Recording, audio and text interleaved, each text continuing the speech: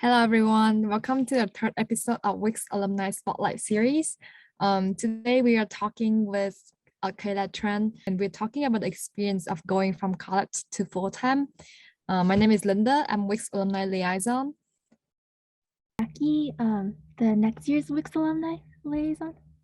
Okay, so just to give you a background about Kayla, she was a Wix member who graduated in 2021. And in her third year, she was also the internal vice president, and she was also director of Venus Hacks. So, hi, Kayla. Could you introduce yourself a little bit? Yeah, thank you so much for having me. So excited to be here. I'm Kayla. Just graduated last year. I started as a full-time software engineer at Microsoft last July in 2021, and currently living up here in the Seattle area. And yeah, I'm doing pretty good. Sounds awesome. What was different and what was the same about your expectations when you entered the workforce? I actually interned on the same team that I, went full-time with. So I had like a little bit of experience of like what it would be like what kind of work I'll be doing and like what kind of people I'll be working with. To be honest, I wasn't really looking forward to working full-time like at all. I was dreading my start date. Like I had my recruiter push my start date like as far out as possible. And even then I was like still dreading it. Because honestly, like I've always just been someone that like I just really enjoy school. And I think in like college, it's a great place to really just like hang out with a lot of people like your age, and like all the clubs and extracurriculars are like really fun. But let's see, for what I think was the same. So I was dreading work because I knew especially from like my internships, I had like a lot of like stress because of like imposter syndrome. So especially like before meetings, I'd always get like a bunch of like anxiety, oh my gosh, like what do I say, or like, oh, are people judging me and all that stuff. So that kind of like imposter syndrome, and sort of like the stress around that kind of did carry over. But I think one thing that did surprise me was how like quickly like my imposter syndrome like did improve. I feel like as an intern, I was like a lot more stressed and I had like a lot more anxiety. But like starting full time, like I started like therapy because my company offers free therapy. And then I've always been saying like, oh, I should go to like therapy about all this and stuff. And then also it's just like, I feel like as a full-time, because like the internship is only like 3 months for like a full-time, I've been here like almost a year. So I've kind of like gotten used to like going to like a lot of meetings. And I know a lot of people say like, oh yeah, it just comes with like time and experience. But like I feel like it really does come with like time and experience, because like after you go to like so many meetings, like you just like stop thinking about like being stressed about it. So yeah, I think that's my take on that.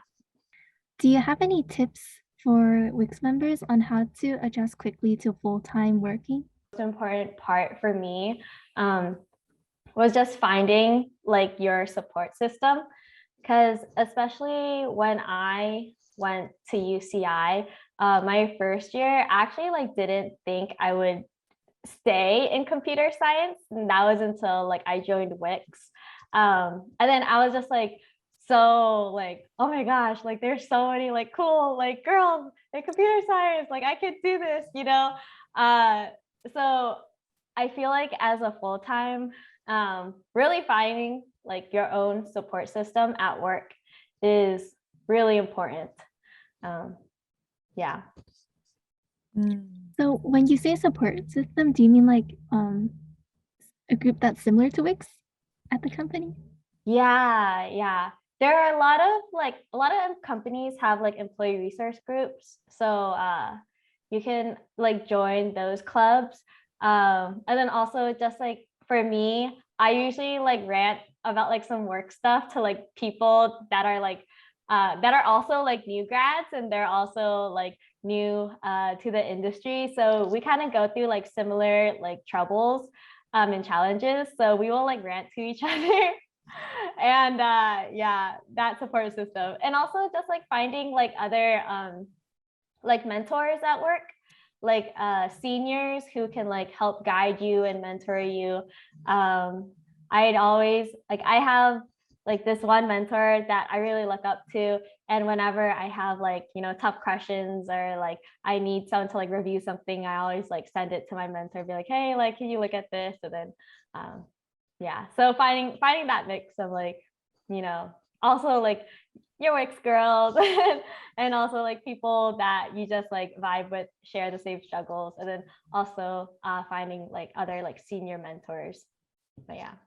If you can go back in time before graduation and do something differently, what would you do and why? I think I would try to not think about work at all.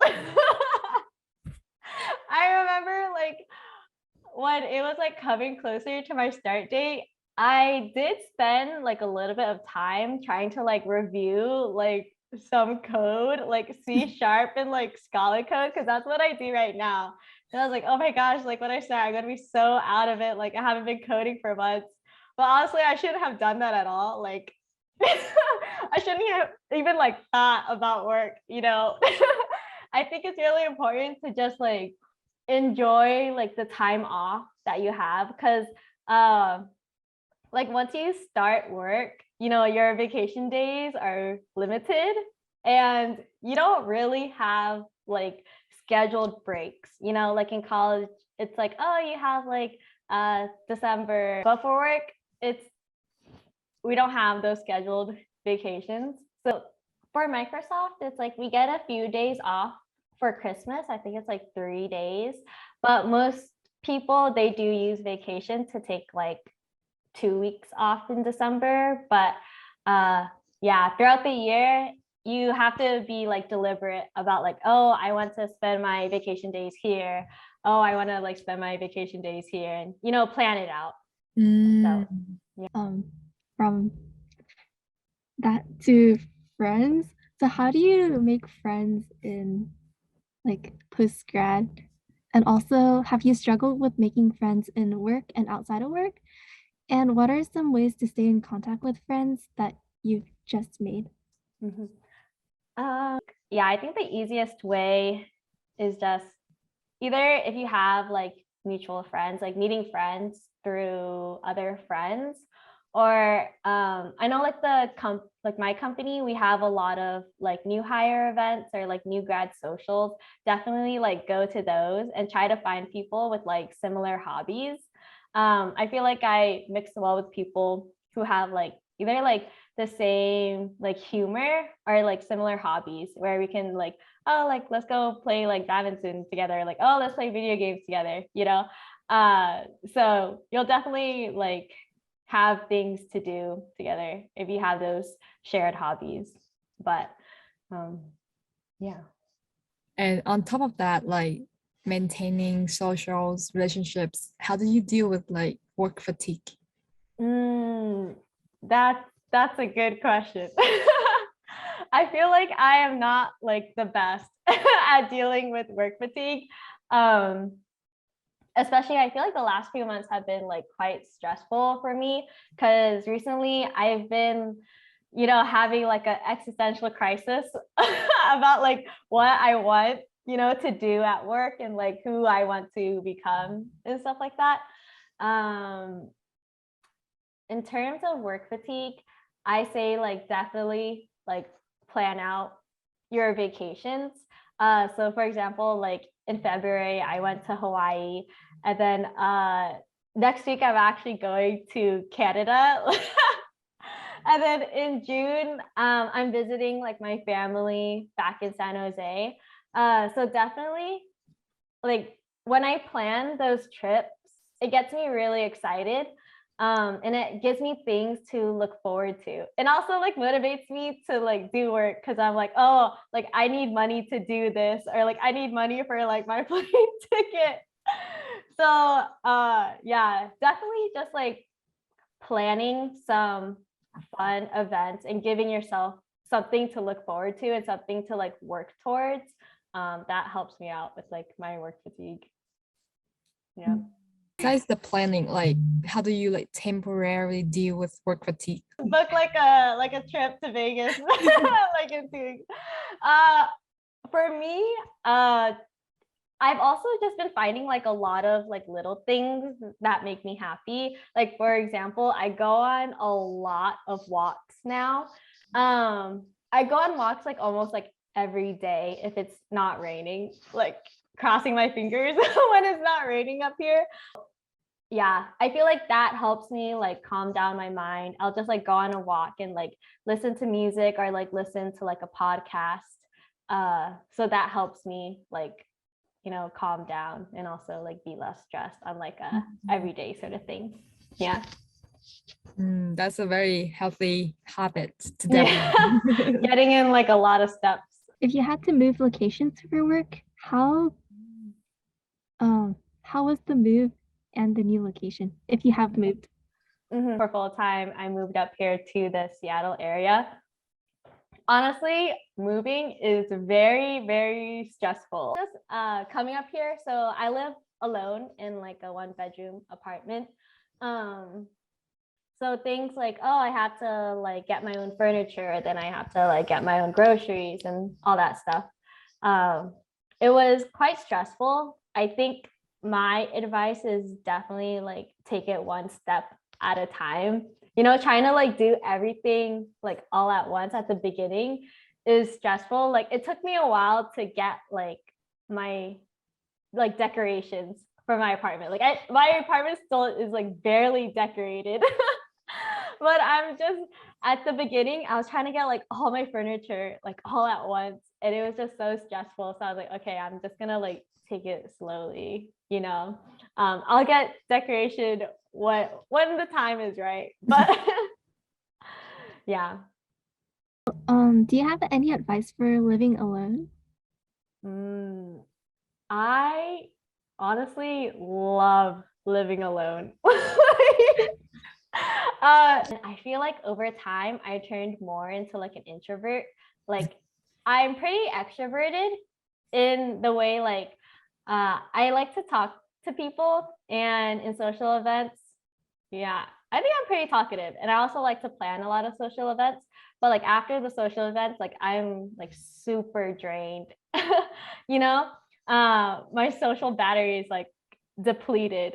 So living here alone, it makes me really happy that I don't have to like talk to anyone and I can just like focus on like what I need to do to like recharge myself, whether it's like, oh, watching TV or like reading a book, like lighting some candles and stuff like that. I've never felt lonely. Like I've had people ask me like, oh, like, don't you like feel lonely? But no, like I go out and like hang out with my friends, and then when I'm back here, it's like my time like for myself. Especially like living alone, like as a girl, like definitely find an area where it's like safe, you know? So yes. Okay. Okay, we're gonna shift gear a little bit from going from college to full-time to like maintaining work-life balance, because some people are also curious about like work-life balance after you start like working. So based on your opinion, how is your work-life balance, and is there anything you wish to change about it?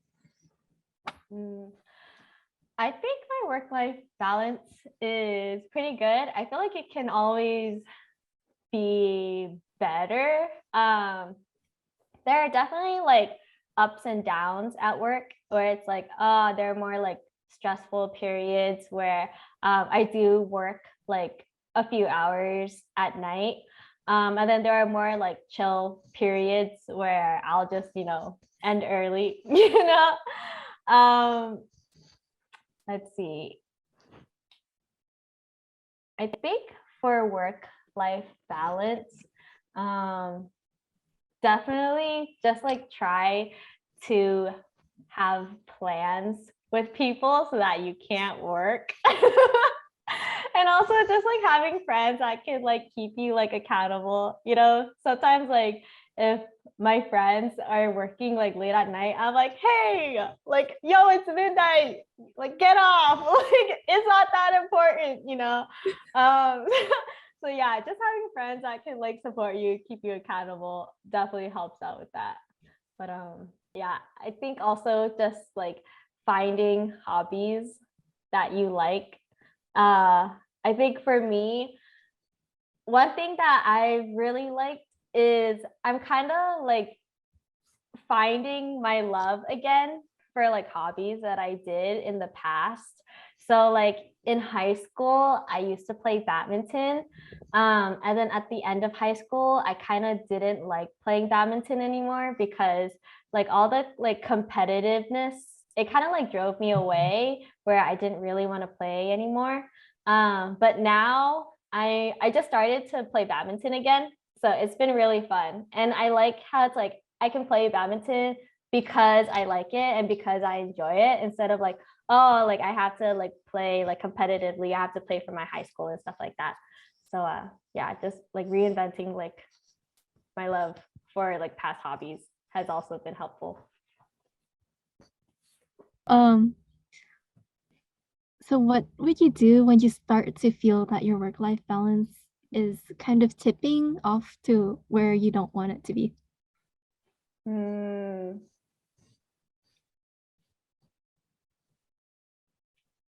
I feel like when things are super stressful, it's important to like figure out like what are the causes, like what caused me to like be this stressed, you know? And if it's something that can be like controlled, I think it's definitely good to like talk to your manager about it. Be like, hey, you know, I actually have like a lot on my plate right now, blah, blah. All these conversations, like they should be like, you should have them with your manager just to, you know, make sure like you aren't having like too much on your plate and he understands like what's going on and stuff like that. Also, I think like also talking about like your stress or like anxiety with a therapist also helps because it's really good to like just like rant to your friends, but it's like better to also like get professional help like on the side to see like how you can handle it better and how you can learn to handle it better. But yeah, I think that's my take on that. Just like mental factors, but like physical like factors that will tell you like, oh shoot, like I'm like stressed and I need to, you know, like really think about like why I'm stressed and like how I can like handle it, you know. So Yeah. Okay. I think that's conclude our small interview today. Thank you for participating. Yes. Thank you for having me. It was fun. Yes, Thank you. thank you. Okay. I hope you gained something from watching this for the audience. And thank you, Kayla, one more time.